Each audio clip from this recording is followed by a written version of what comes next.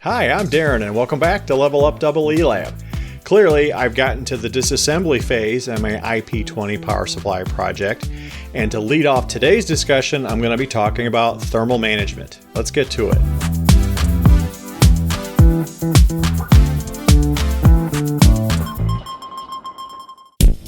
The existing heatsink is a decent chunk of aluminum. It's 120 millimeters wide, 114 long, and 32 millimeters thick. And there's plenty of room for the 317 and the two tip 54s, but is that big enough to dissipate the heat? Let's do some seat-of-the-pants thermal engineering, and by that I mean let's do the typical hand calculations. Here's a spreadsheet of those calcs for one of the tip 54 power transistors. This formula is the standard method, and I'm not going to explain it in detail here. Go study it online if you're not familiar with it. Anyway, here are my inputs. The 15 watts comes from my overload calculations. That's the max sustained power in the worst case scenario. 150 degrees C junction temperature comes from the tip 54 datasheet. That's the max limit. 40 degrees C ambient temperature is my assumption. Now remember that this is the air temp at the heatsink, which is inside this case, so I'm boosting it up above room temperature. It's just engineering judgment. Then comes the three thermal resistances. R theta junction to case is pretty easy to get. It's also on the tip 54 datasheet. R theta case to surface is hard to get. I'll come back to that last.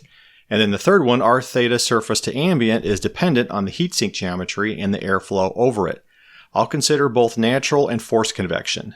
It would be very hard to get those numbers from examining a salvaged heatsink, but I got lucky here. I stumbled across the ginormous Wakefield catalog of heatsinks, and lo and behold, their Series 401 on page 89 is so close to what I have here that I can use the Wakefield data. Mine is the same width and thickness dimensions as the Series 401. It does have a couple fewer fins, but that's a trivial difference. The 401 is 38 millimeters long, mine is 114, but if I assume that the 317 and the two tip 54s each get a third of the heatsink, then 1/3 of 114 is 38. Now what a lucky break. So I can use their graph to estimate the natural convection R theta surface to ambient by looking up 15 watts on the bottom axis and seeing where it intersects the 401 curve, then read the temperature on the left axis. I added these red lines to show that that happens at 45 degrees C. 45 divided by 15 is 3 degrees C per watt, so that's my value for natural convection. I can also do an estimate for forced convection. Let's say I use a 40 millimeter square fan. I can easily get one of those that's rated for at least 7 cubic feet per minute. Now, derating it by 20% to account for some back pressure, it's a simple process to calculate an estimated flow velocity of 325 feet per minute. Back to the characteristic graph for the 401. This time using the top and right-hand axes, we can see that 325 feet per minute intersects the 401 curve at around 1.3 C per watt. So that'll be my value for forced convection. Lastly, let's look at R theta case to surface. Now this one depends on how well the transistor tab is coupled to the heatsink, and it can vary a lot depending on the method. For now, I'm assuming I'm using a 7/1000 thick silicone pad, which is a pretty crappy device from a heat conduction standpoint at 2.4 degrees C per watt. I've calculated two results here, the maximum power that I can dissipate at the maximum junction temperature and the junction temperature at my intended power. For natural convection, I have almost no margin. The junction temperature is only 10 degrees from the maximum, and in my alternative calculation, I'm only 1.5 watts away from reaching the max junction temperature. The situation is better for forced convection. I've got about 35 degrees of margin, or alternatively speaking, I'm 7 watts away from reaching the max junction temp. So it looks like I'm going to go with some forced convection here. Now, packaging a 40 millimeter fan shouldn't be too challenging, but where else could I possibly improve this thermal performance? The power, the junction temperature limit, R theta junction to case, well, they're all fixed. And I can't drop R theta surface to ambient without going to a bigger heatsink or much more airflow, so I'm definitely not going to do that. And my ambient temperature assumption is realistic, so that leaves R theta case to surface. What can I do to drop that 2.43 number? Well, the simplest would be to replace the silicone pad with thermal grease, which would be considerably lower than 2.43. However, the tab on the tip 54 is connected to the collector, so I need to electrically insulate it from the heatsink. Otherwise, the heatsink will have over 50 volts on it, and then I'd have to isolate the heatsink electrically from the chassis, and it would forever be a potential short circuit hazard. So that's not a good idea. Another possibility that I'm researching is to use a very thin piece of Kapton and put thermal grease on both sides of it, which would drop that 2.43 to maybe 1.5 or maybe even less. I need to look at that idea some more, but for now, the design will be silicone pads and forced convection. Lastly, I did the same calculations for the LM317. The differences are the power is lower at 5 watts instead of 15. It only tolerates a junction temperature of 125, not 150. The junction to case R theta is lower, the case to surface is higher because it's a smaller footprint, and the surface to ambient for natural convection works out a bit higher. The net effect of all of these increases and decreases is there is more margin of safety than with the tip 54s for both natural and forced convection. So it's not much of a concern here for keeping the 317 cool enough to function safely. These calcs are another example of what we engineers sometimes refer to as lumped models, meaning they're simple representations of complex phenomena, but still yield accurate enough results to provide guidance. Now, of course, nowadays, a typical mechanical engineer like myself would use a finite element analysis package to simulate the heat transfer, and maybe even some fluid dynamic software to simulate the airflow. Certainly something like that before releasing such a design to high volume manufacturing. But nevertheless, doing a simple model like I've done here is a good first step sanity check to make sure you're in the ballpark, and is certainly good enough for a hobbyist project like this. Okay, back to the block diagram again. I need to decide how to construct each of these elements, meaning PCB or not PCB, and how to logically combine them to minimize my construction effort. I had a first pass version of this a few weeks ago, but as I finalized the circuits, I made a few changes. I'm still planning to make 3 circuit boards. The first one will be the rectifiers and bulk filter caps. The second will be the most complex. It'll have the 317 and the 2 pass transistors mounted to one edge so that they can be easily attached to the heatsink. The rest of the board will contain all the control circuits that they need. And the third will be the 5 volt and negative bias power supplies. There's no technical reason preventing combining all of this stuff onto one large board, but I'm going to hand fab these bare boards, so having one large board increases the risk I'll have an etching defect. Plus, if I end up having to change the circuit due to a performance problem or some other issue, having them split up means I might only have to rebuild just one of the boards.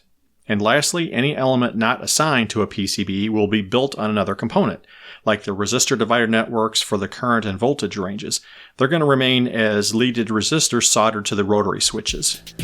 Here's board number 1. It measures 89 millimeters by 50 millimeters. The 4 6A10 diodes occupy the left side, and the 3 2200 microfarad caps dominate the center. There's really not much to it. It could easily be made from single-sided material.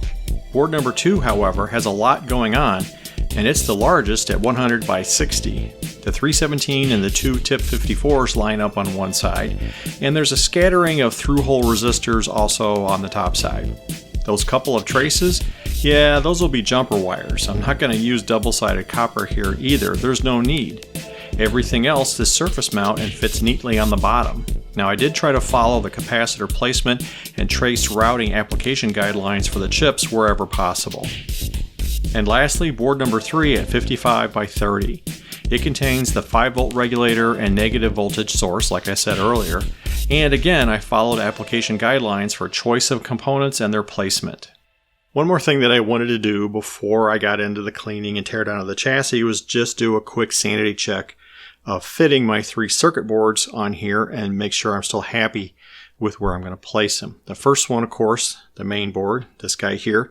Now, I printed these out to scale, easy enough to do with KiCad. Just Print them 1-to-1 and you get everything that comes out scaled correctly. So main board, the rectifier board, and then this tiny guy, of course, is the 5 volt and negative bias low voltage DC supply. The main board, of course, I'm going to attach to this heatsink, and there's the 2 power transistors, there's the 317, and all along I've envisioned that this is going to fit right here. So then I can attach the 3 transistors here in the center of the heatsink. But one thing that dawned on me as I'm mocking this up is the fan. I don't really have enough space on the top here before I get into the underside of the cover for that fan. But this heatsink is essentially almost square, and I think it'll be very easy to take this off and turn it 90 degrees.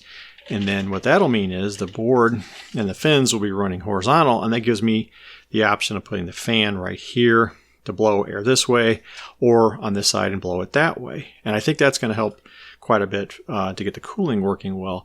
I'm not too worried about there being dead air in here just circulating over and over again, because there's so many louvers in this cover that the air exchange I think is going to be just fine. And the other 2 boards where I think I'm going to mount them is right where this capacitor is.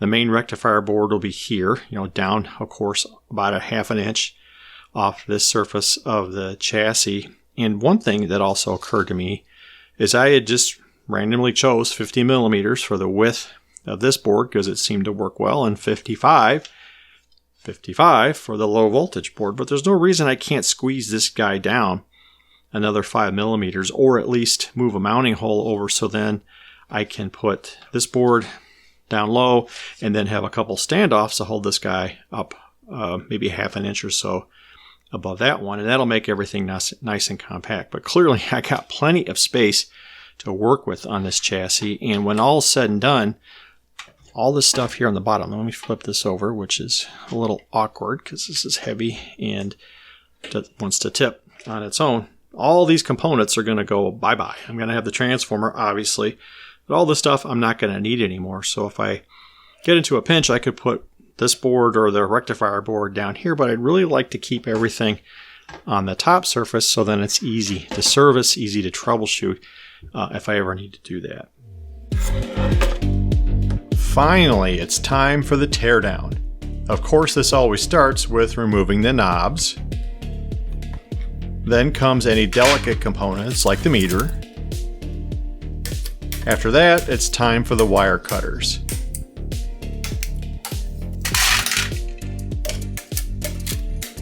I'm not saving any of these bits. However, I will save this panel with the 2 pots and the switch. I'll also save these 7-lug terminal strips. These come in handy sometimes. Next are the fine voltage and current limit controls. The current is an oddball 30 ohm pot, and the fine voltage control is pretty interesting. It's a large rheostat and it has a lot of pieces broken out of the ceramic. Now this is almost certainly not original. The manual doesn't show it as a high power rheostat, and there just isn't that much current flowing through it. The big boy caps are next. This one's the main filter cap. It's 3000 mic at 75 volts DC. Its little brother is a 3-in-1 can, 100 mic at 250, 40 mic at 250, and 40 mic at 200. Both go into the bin. Ah, the heatsink that I showed earlier. It's actually attached to the chassis using insulating hardware. So apparently Heathkit did not insulate the collectors of the 2N2147s from the heatsink.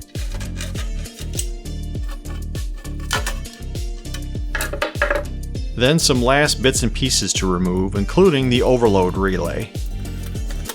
I saved the front panel removal for last, mostly because I waffled on whether or not to desolder the complex voltage range switch, but in the end, I did decide to strip everything down to a bare chassis to make cleaning more thorough and to make working on that switch a lot easier. Cleaning time. These parts are small enough and not that dirty, so I decided to wash them in the laundry tub, starting with the front panel. Sometimes these panels are covered with a nasty film of smoking tar, but this one's not that bad, so I'm just using regular dish soap. When it's really bad, I will use degreaser, but that's tricky. It'll attack the paint if you leave it on too long. Dish soap is mild enough not to hurt the paint that Heathkit used on their front panels. The chassis and the case, on the other hand, get the degreaser treatment. I normally use the purple stuff, the super clean degreaser, but because these aren't that bad, I'm using some less aggressive degreaser from another project. But it is still aggressive enough that you want to wear gloves. Now there's the result I've been waiting for. Just look at it work. All that gunk going bye-bye. I'll do a light brushing to get it all off. The case is cleaning up nicely too, except for one issue. Now here's a lesson for you guys. Never use masking tape on electronic gear. You'd think that the adhesive is mild, but if it's on there for years, it will start bonding with the paint. See that strip at the top of the case by my left thumb? That's what I'm talking about. I'm going to try soaking it in water for several hours. That's usually enough to lift off the paper, but inevitably some adhesive will remain. So then I'll try a bit of mayonnaise because that's not very aggressive. And if that doesn't work, then I'll step it up to WD-40, but that's dicey. Sometimes that starts to soften the paint along with the adhesive. So bottom line, avoid the problem in the first place and don't use masking tape. Unfortunately, in the end, I was not able to get rid of the tape residue on the top of the cover. I did try the mayonnaise trick. That didn't budge it. I did put some WD-40 on it overnight. That didn't budge it. So it's basically bonded with the paint at this point. I did put a light coating of automotive paste wax on the top of the cover because it was getting a little faded, and that improved the overall patina a little bit. But at this point, this is a permanent addition to this project. It's just going to be part of the character. As far as some of these other components go, the chassis cleaned up very nicely. I did have a few remaining rust spots here I'm not going to worry about. I did coat it and wipe it down with a very light coating of WD-40, which does tend to brighten up the zinc a little bit. But the front panel in particular, let's talk about that. I mean, that came basically clean. It's in decent enough shape. There are a few scratches and defects in the paint, but the thing I've noticed over the years working on this Heathkit gear is even though this paint's very durable, if you're not careful, you can do more harm than good. And I did not put the heavy-duty degreaser on this, so there might still be a little bit of film on there that doesn't come off, but it is plenty good enough going forward and certainly not worth the risk of making it worse by trying to making it better. So lastly, I've got a nice bin full of various little parts here. Some of this stuff, of course, will go back into the power supply as I reassemble it, but there will be a few things here that'll end up in the junk box for future projects. And things like the big boy caps, not going to save those. Those are going into the bin, like I said earlier. If this was a type of construction where these were visible, as the unit sat on the shelf or sat on the, with the rest of the gear, then yeah, it may be worthwhile to restuff these and clean them up just for appearances, but they're buried inside the unit. No one's ever going to see them. Not worth saving. So I hope you guys are still sticking with me on this project. I feel like I'm turning the corner now a bit and getting into the part of the project where I really love putting things back together and getting it to working again. So until next time, bye for now.